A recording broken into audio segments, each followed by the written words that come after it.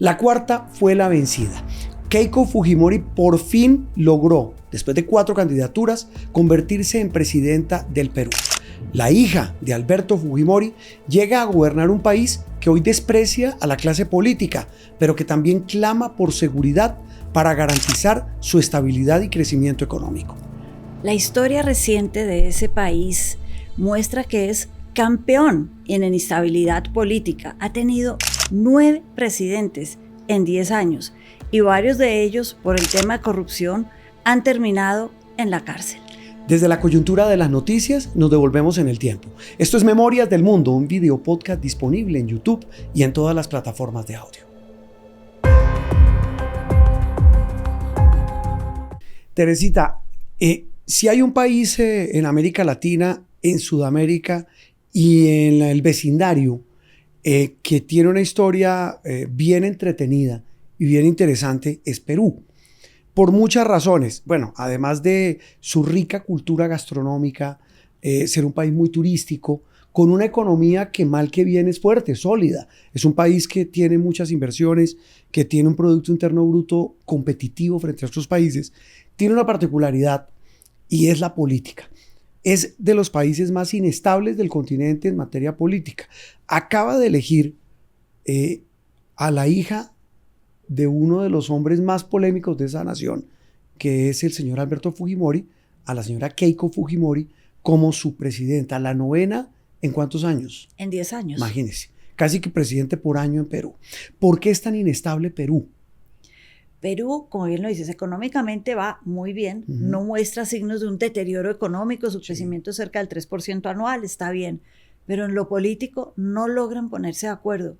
Y si bien son 9 presidentes en 10 años, ya antes de eso venían con crisis desde la época precisamente de Alberto Fujimori. Sí.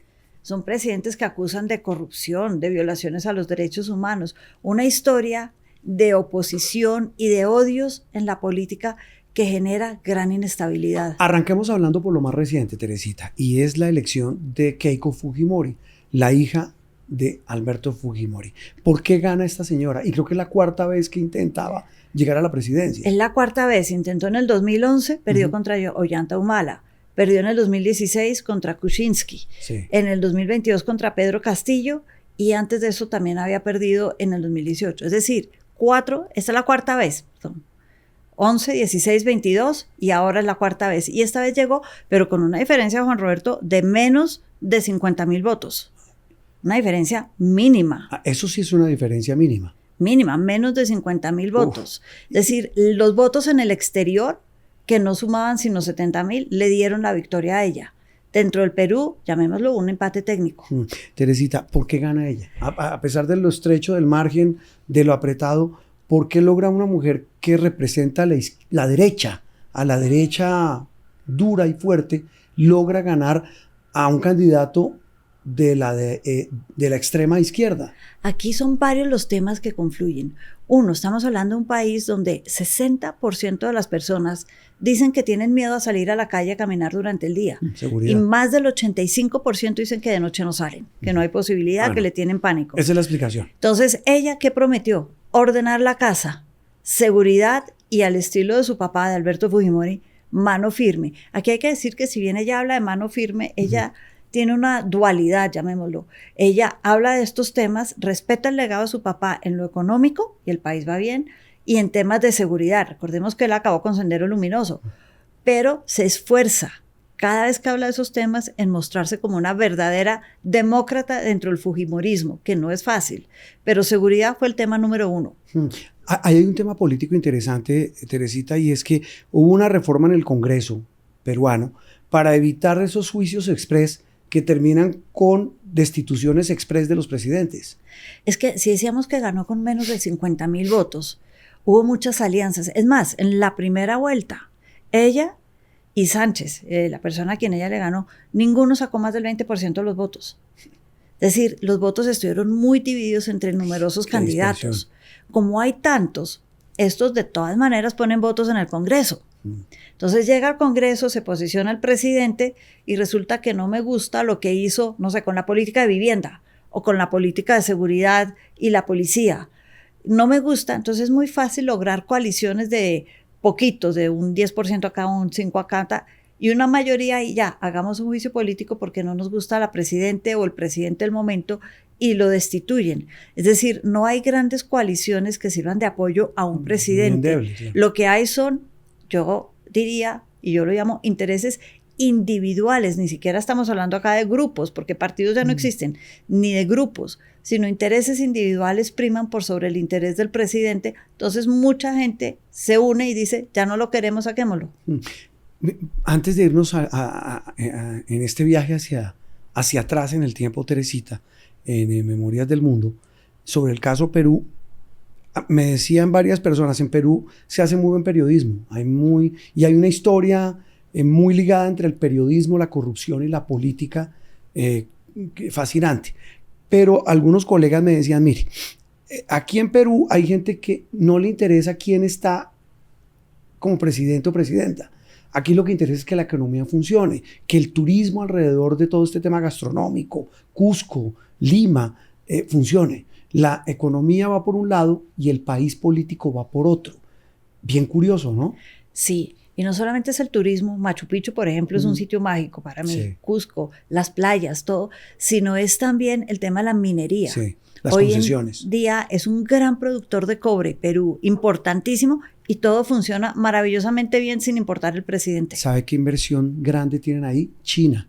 Sí. Acaban de hacer hace un par de años tal vez un puerto en Callao impresionante. Dicen que es el mejor del Pacífico. El más grande de toda América Latina. Imagínese. Gigantesco para exportación, importación. Chino. Y es que ellos tienen mucho contacto con el Pacífico, con China y en general con el sureste asiático. Y viven de exportaciones, pero desde hace más de un siglo, de pescado, lo que llaman harina de pescado.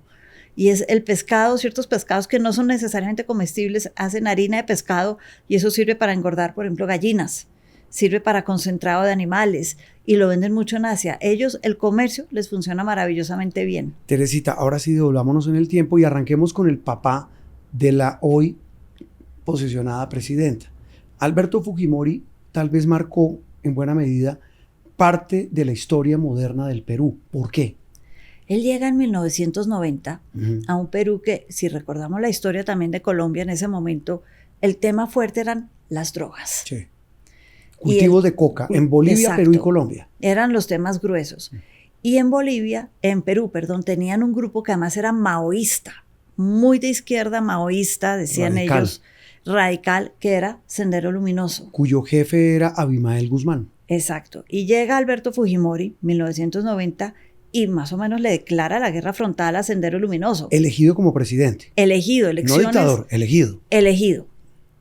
Y llega y le declara la guerra a Abimael Guzmán. Casi muy parecida a la historia, pues guardando proporciones con la elección de su hija. Él dijo, yo llego hace 36 años, dice, a Perú a poner orden en la casa. A poner orden en la casa. Y efectivamente esa promesa la cumplió. Yo todavía recuerdo la foto de Abimael Guzmán en un vestido como blanco y negro, como eran los presos en los... Y en una jaula como un animal, y así lo exhibieron cuando lo capturan. Ahí tuvo él muchos problemas que enfrentar en el tema de derechos humanos, no solamente con el trato a los indígenas, donde, por ejemplo, se le acusa de haber esterilizado a varias mujeres indígenas a lo largo y ancho de Perú durante su presidencia, para evitar que hubiera más indígenas el día de mañana. ¡Qué barbaridad!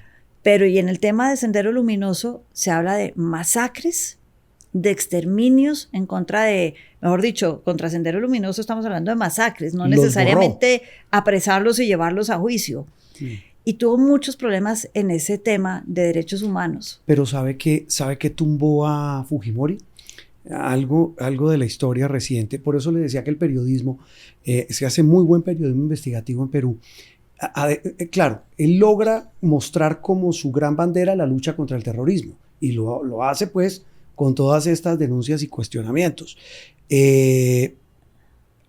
Apresa a Abimael Guzmán, acaba con Sendero Luminoso, tiene un acto que es tal vez fundamental, que fue la recuperación de todos los rehenes de la embajada de Japón, sí, que la hizo ese grupo terrorista, con una operación milimétrica, pero absolutamente impresionante, de película. Y todos esos golpes le dan a él un brillo internacional Claro, así como hay una cantidad de cuestionamientos, pero lo que lo tumba realmente a él es su mano derecha, Vladimiro Montesinos, que era su Rasputín, que es el hombre que tiene los contactos con los carteles de la droga de Colombia, y el tipo termina hasta vendiéndole armas a las FARC. Calcule usted en lo que termina convertido un régimen que comenzó como un gobierno que salvó a Perú en una mafia.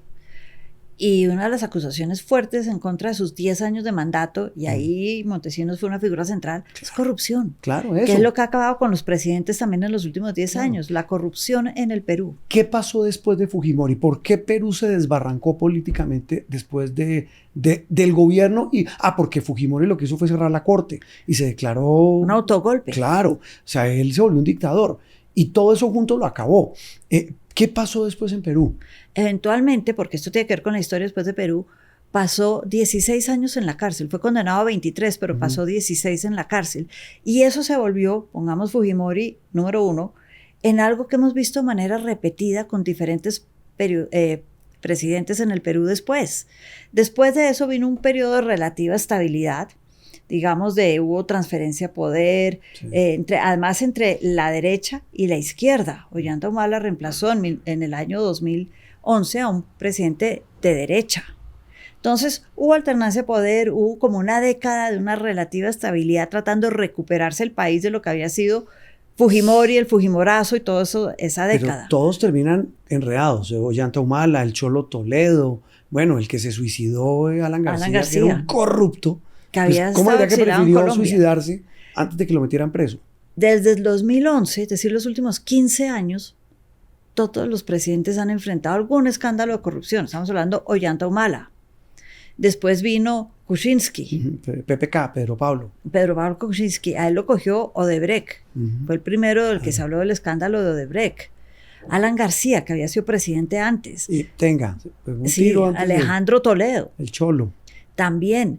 Todos terminaron acusados de corrupción, 5 de ellos en la cárcel.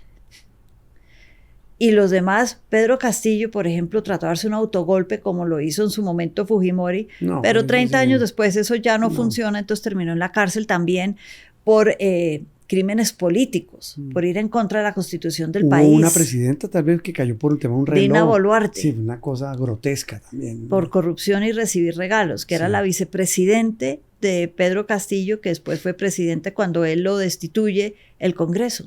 Ya que repito la frase que me decían amigos peruanos, que era tal la cantidad de presidentes que ya nadie, oye, ¿quién es el presidente? El señor Vizcarra, no sé quién, pero a la gente no le importaba o no le importa. No sé si hoy, ¿qué tanto puede interesarles hablar de estabilidad política?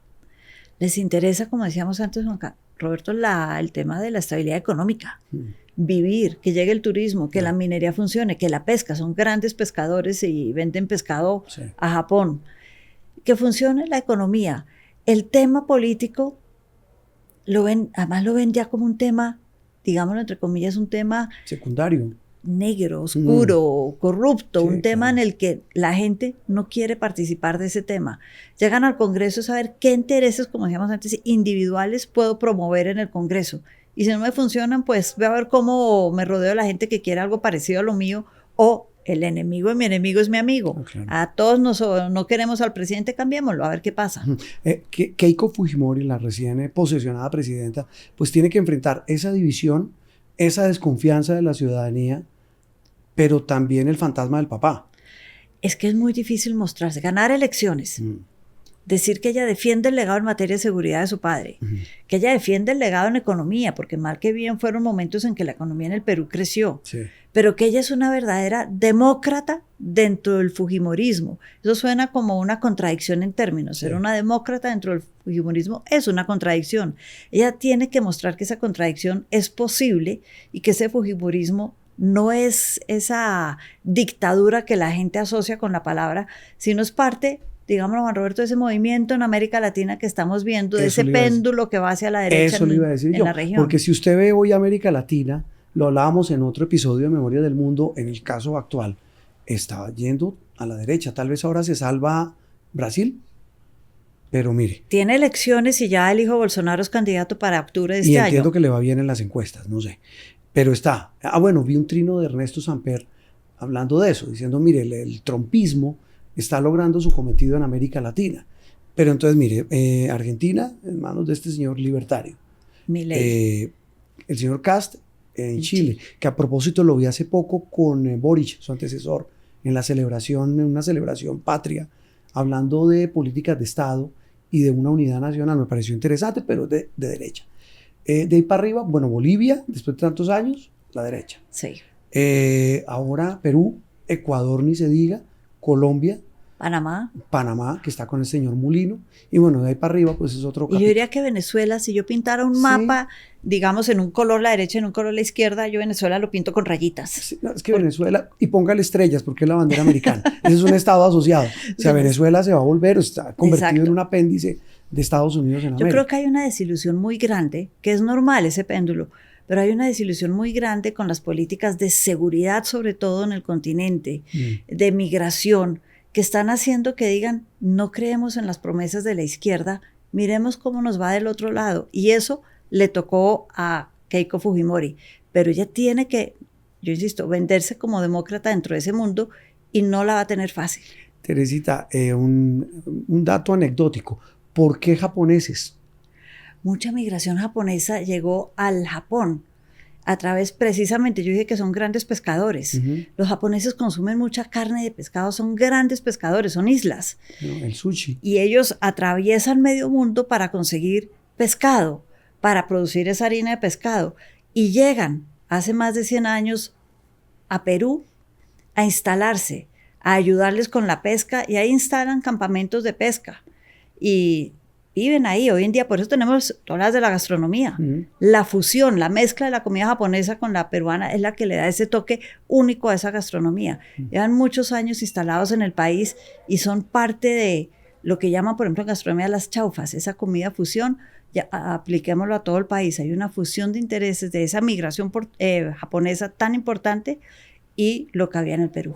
Teresita, porque las noticias también tienen historia. Esto es Memorias del Mundo, un video podcast disponible en YouTube y en todas las plataformas de audio.